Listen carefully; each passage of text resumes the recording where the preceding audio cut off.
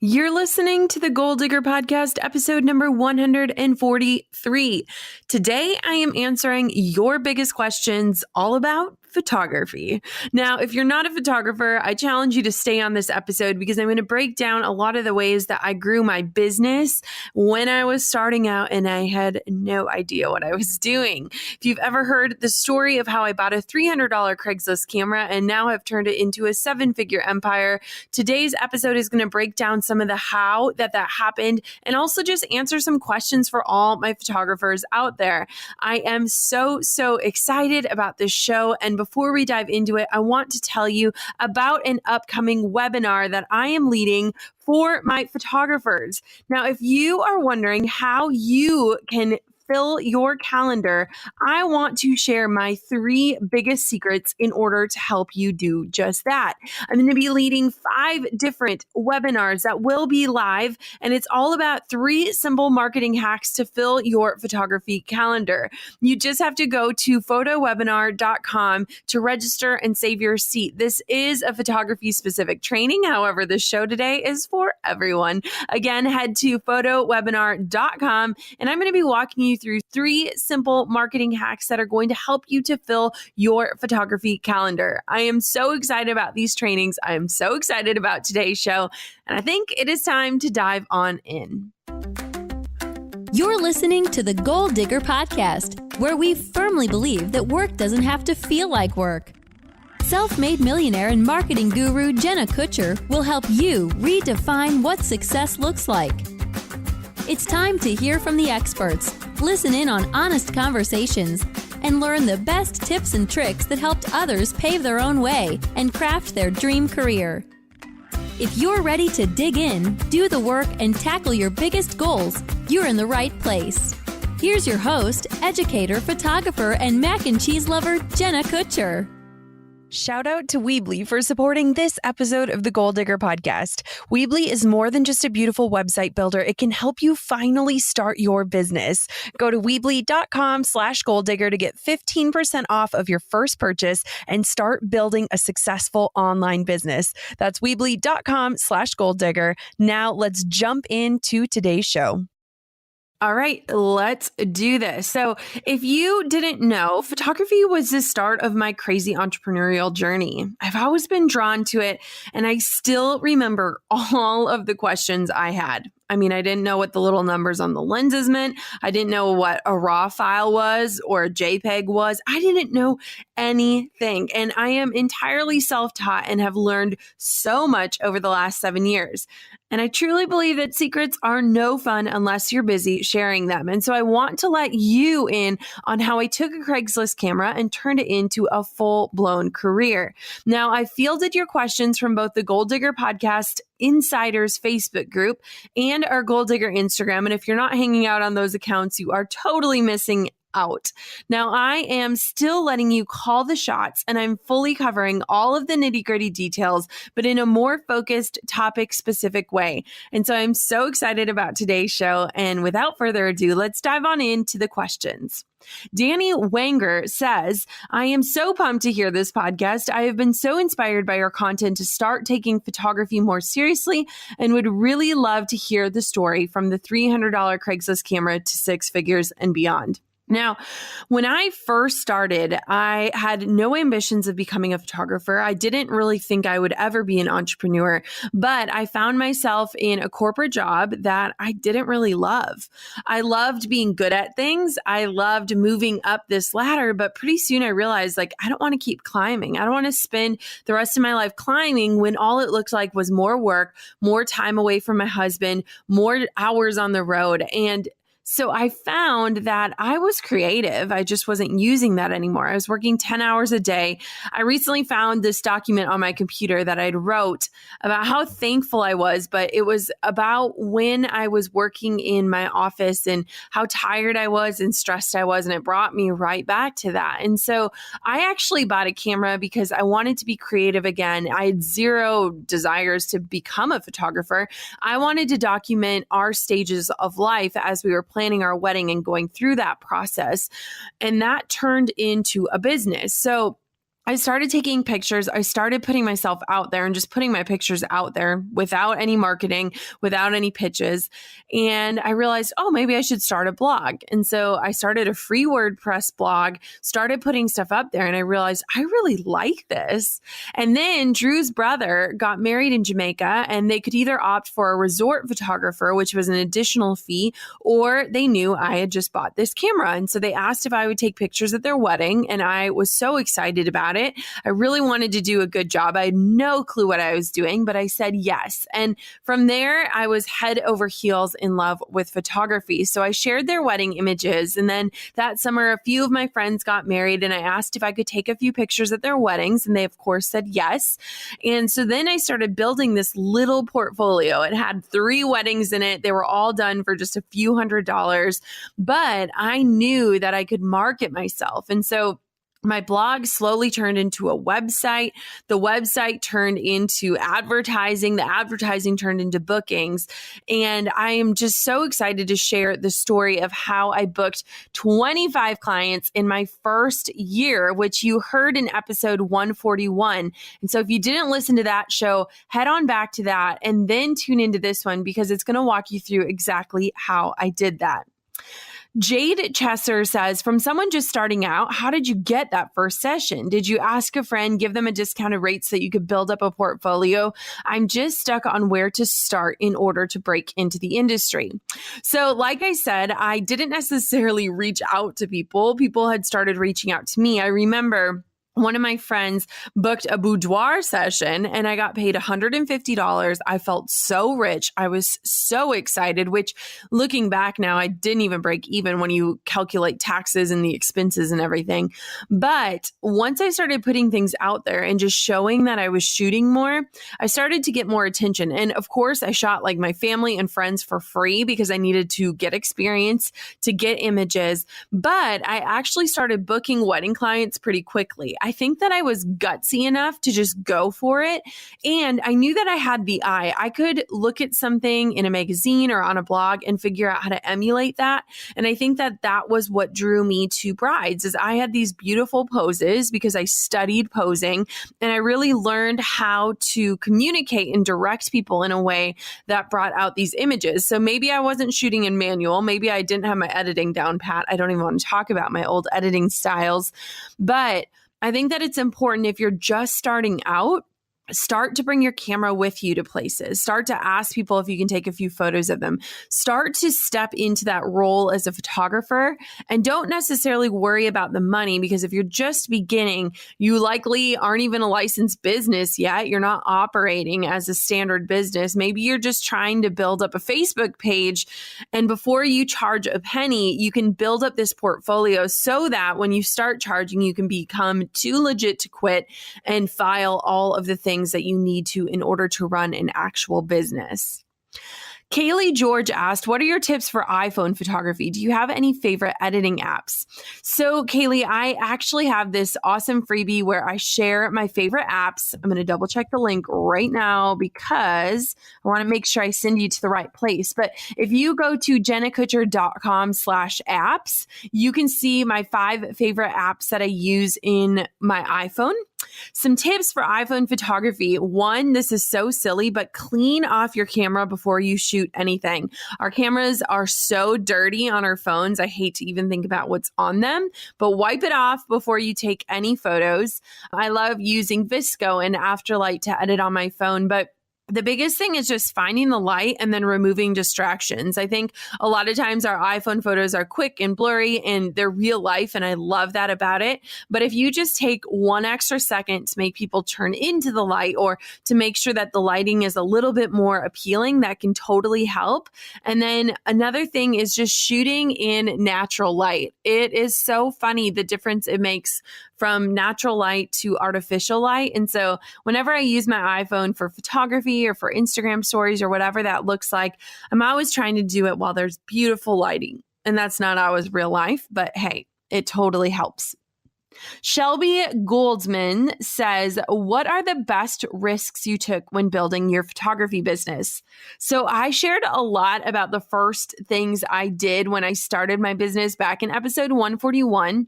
But I think that some of the risks that I took One, I hired a graphic designer student to create a logo, and I knew the importance of branding right off the bat. I went to school for PR and for business administration, so not necessarily marketing, but I loved branding. I was so drawn to that. I was drawn to packaging and the emotions a brand can emit. And so I spent a couple $100. I got some logos made that really helped just set me apart and make me look way more legit than I probably was. I also invested in advertising. And if I could go back, I would switch that investment into education, because advertising is short-lived and it's really hard to measure the effectiveness. Whereas if I would have learned how to market myself for free, which is so much more available than when I was starting, I feel like I would have created more sustainable systems from the beginning and not relied on traditional advertising. But I realized, like, if I'm not willing to invest in myself, then why should anyone else be willing to invest in me? So that was a huge risk.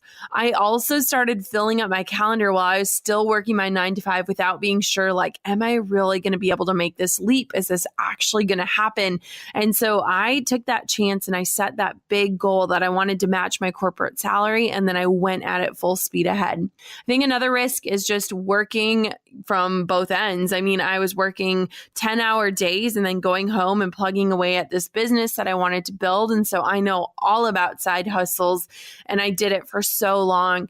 And I really understood that if I wanted to build a business that would last, that would not fail, I had to really set up ways that I could work effectively, because I didn't have all the time in the world. I was scrappy. I was really scrappy when I started, and I'm really thankful for that.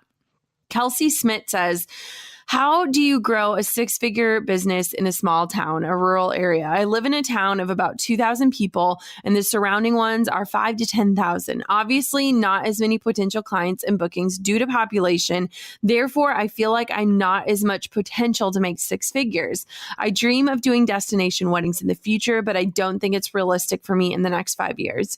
First things first, Kelsey, we have to silence that inner mean girl that's telling you what's realistic and what's not. You already are crafting this dialogue saying that it's not possible for you to make 6 figures or launch a destination wedding business. And guess what? Your brain is a very powerful thing. And so I would love to reframe that question entirely with the limiting beliefs removed. I think you've already made up your mind that you just can't do it. And I want to change that. Now, to give you some perspective, I launched my business while we lived in a village of 1,200 people. I didn't know a single soul, and we had just moved there. We did not have any friends in the area. I did not have any connections or any inside scoop into the wedding industry. And so when I read that you're in a town of 2,000, I'm like, sister, you got population there. But here's the thing. In 7 years that I've shot over 125 weddings, I've never once shot a wedding in the town I live in, because they're not where my people are. And it sounds like you think your people aren't there either. Now, wherever you live, I am sure that there is a larger city within 1 to 2 hours from you. And that is where you need to be marketing. I never once marketed to Johnson Creek, Wisconsin. Not once. I marketed to Madison and Milwaukee. Both of them are about an hour away. And that is where I found my people. Now, for me, it was incredible because I built this 6-figure business within 3 years, living in this tiny little town where I didn't know a single soul. But I did it because I knew where my people were, and I made it apparent that I was willing to go to them. Sure, I had to drive more for consultations. Yes, I had to drive more on wedding days, but it was entirely worth it because I was able to find people that were going to support my dreams, that loved my style, and that believed that I was worth every single penny. When it comes to doing destination weddings, now my business, I think all of our inquiries are pretty much destination weddings, and you just have to start traveling and shooting while you travel, and people see that you're willing to do that, and you market to those people. And so it all comes down to that marketing message. But first things first, Kelsey, you have to remove those limiting beliefs that you've put inside of your brain. Jenna Lee Story. This is amazing, Jenna. My middle name is Lee too, and my last name was Shellerud, so we have the same initials. She says, I'd love to know more about your approach during a session. Do you guide couples into poses? Do you have any tricks up your sleeve that are bound to get a good reaction? Jenna, I love this question because posing is so important.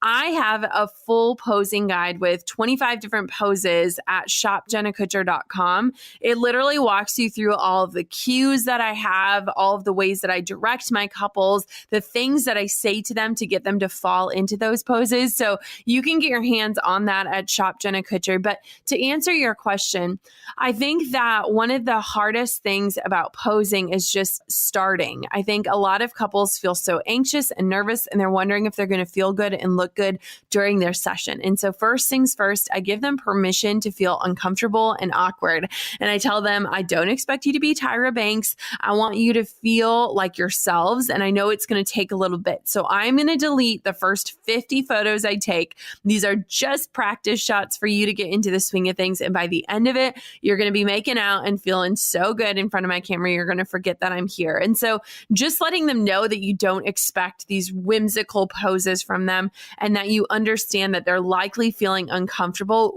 really gives them a deep sigh of relief. And then I tell the guy, hey, I'm not going to emasculate you. I know that you don't want to be made fun of by all your guy friends. I want for you to just feel like yourself. But let me tell you, this beautiful lady, she is the center of attention for this shoot, and you are her leading man. And so I want them to know, like, I'm not going to make you feel like a goofball or like someone you're not. I want for you to just have fun with this and to be yourselves. And so the last thing that I would encourage you to do is ask them questions ahead of time. If they have a favorite song or a funny joke that would make the other person laugh, or if they have funny things they can whisper to each other during the session. And I think that that really helps ease people into it and helps them understand that the job of posing is on me. They just have to show up and be willing to give it their best shot. Kathleen Curto says, first of all, I cannot wait for this episode. I really struggle with trying to do everything: social media, building freebies, blogging. I am seeing more engagement on social media, but I still feel like my clients aren't rolling in like I'd like. If you had to focus your energy on one area, what would it be?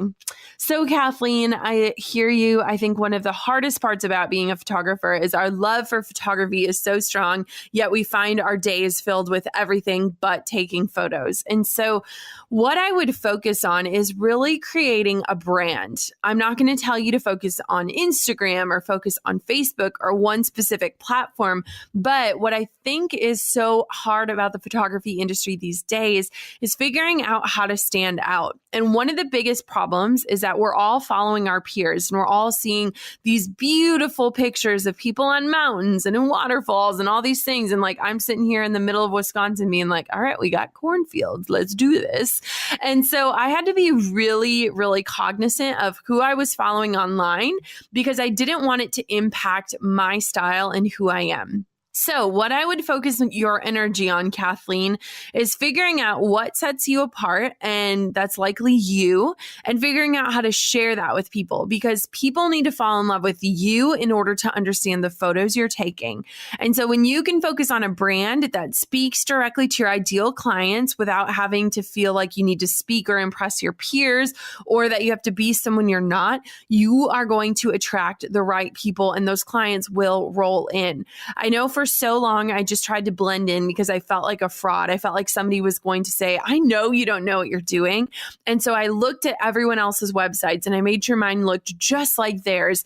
And the thing is that our clients cannot establish the difference between us and photographers X, Y, and Z. And so you have to figure out, how do I stand out? And that's likely sharing more of you and creating this true brand that has a personality because that personality is going to reach your clients. And so stop looking at what everyone else is doing. Start figuring out how you can find your voice and that personality online, and then really focus on posting images that you want your ideal clients to see themselves in. Maybe our clients don't connect with mountaintops and waterfalls, even though they're beautiful, beautiful images.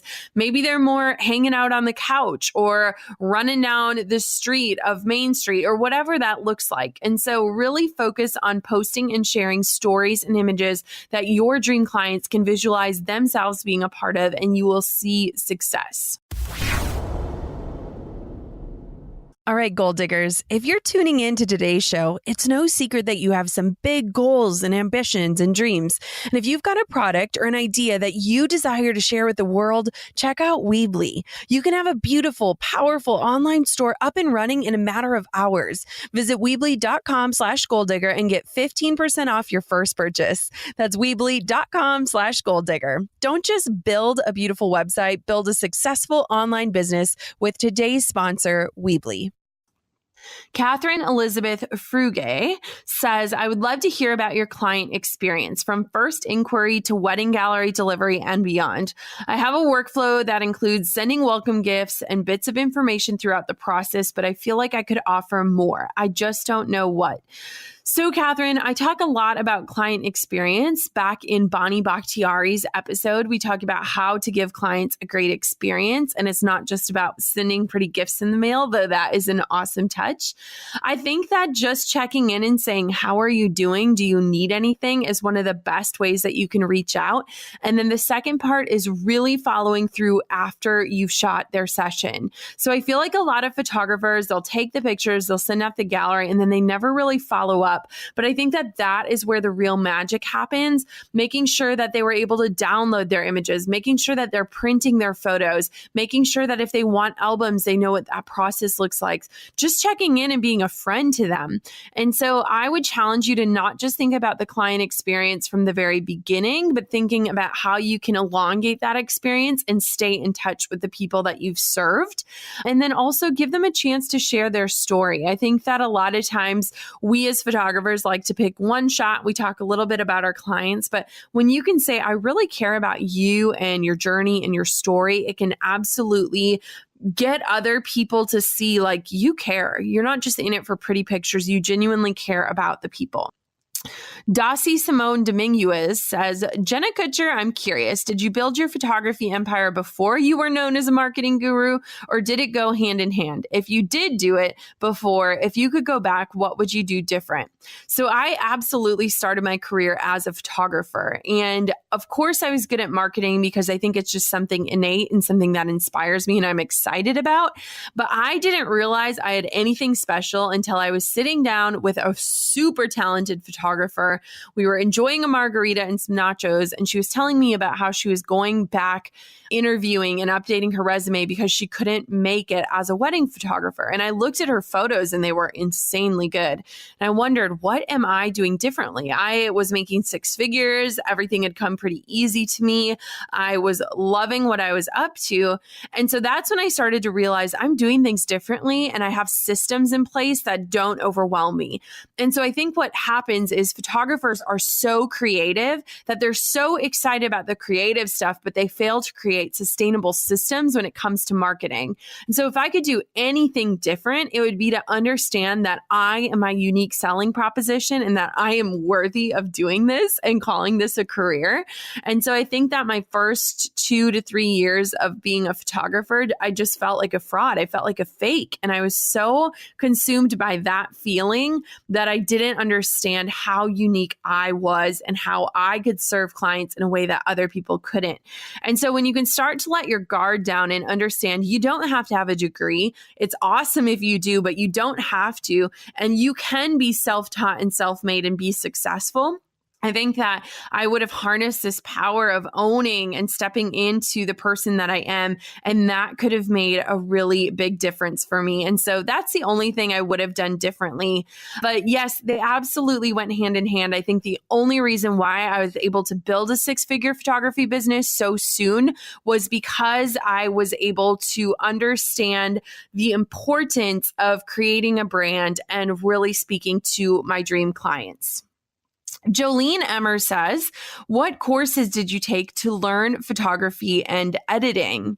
So when I started, I never took any courses. I never attended any workshops. I never did anything online. And I kind of wish I would have, but I'm happy that I let myself learn the art on my own while learning the business side from mentors. And so what I see happen is that photographers become so consumed with the art side of things, which I think is beautiful. beautiful, but I also think it can be an innate thing.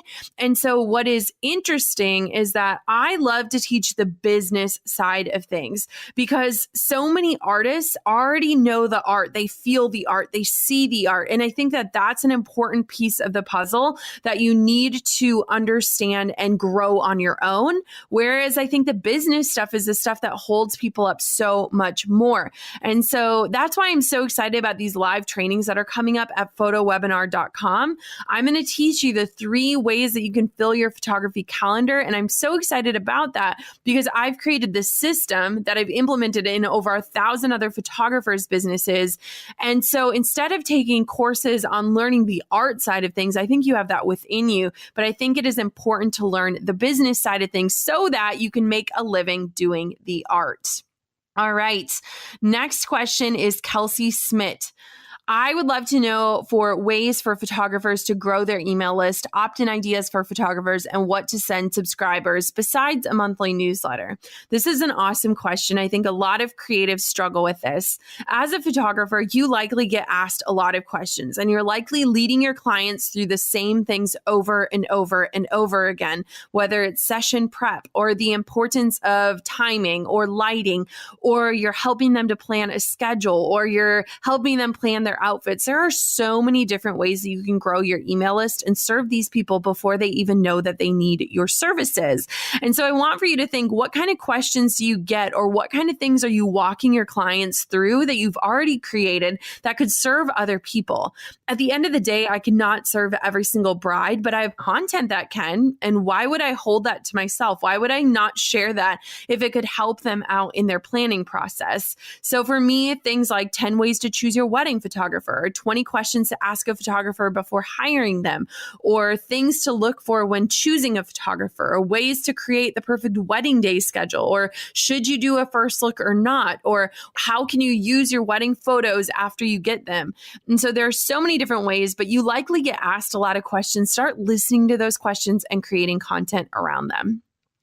Paige Gregory says, I'd love to hear more about the business side and how you grew to 6 figures on photography alone. I'm hoping to integrate more services, education, and sales into my business down the road and have plans for that, but definitely want my photography to bring in as much as possible. So I have had a 6-figure photography business since year 3. So I've had 3 to 4 years of 6 figures, and they've all looked different.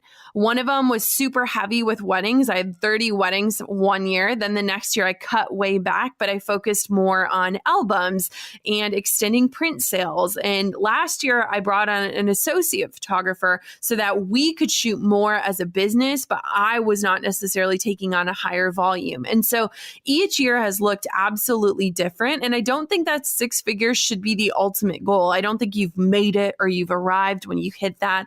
I think you have to look at your lifestyle and say, what is it that I need in order to live the life I want to live? And am I willing to put in the amount of time? And so when I look at pricing, it's an equation. It's not an emotion. And I think a lot of times we get so emotional about pricing our art, and we have to flip that script and say, no, like I need to have an equation. I'm a business. I'm a CEO. What do I need to charge in order to make it? And then how can I make the experience for the clients worth every single penny and then some?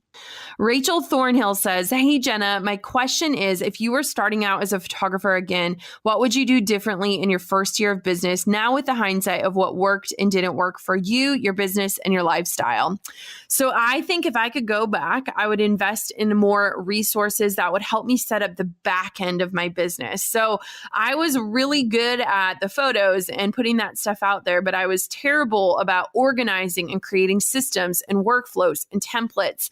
And so I was trying to reinvent the wheel with every single client, trying to give this custom experience. And it was spending so much time doing this where I didn't realize I could actually give a better experience if I created a system. And so if I could go back, I would spend more on templates and creating systems within my business so that I could get back to the art again.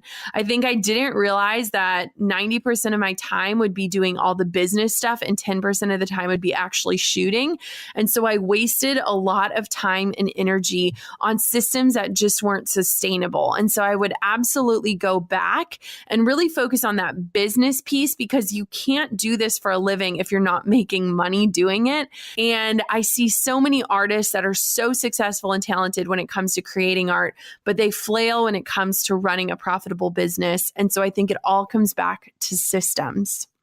So guys, there you have it, your photography questions answered. And you all know I could talk about photography for days. This was so much fun for me.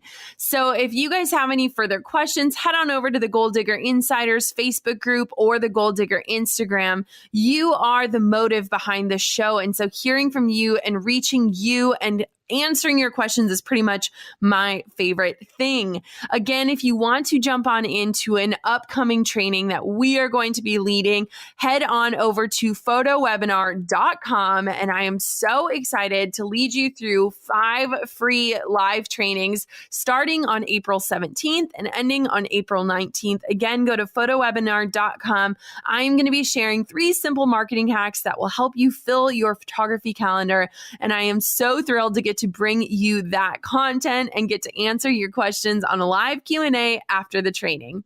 Until next time, Goal Diggers, keep on digging your biggest goals. And I hope that in me sharing, you feel like you can go out and take on the world and share your gifts with everyone. Thanks for listening to the Goal Digger Podcast. Dive into the show notes for this episode and all past episodes at www.goaldiggerpodcast.com. If you love the show, share it with a friend. The more the merrier. Thanks for tuning in. We'll see you next time, you Goal Digger you.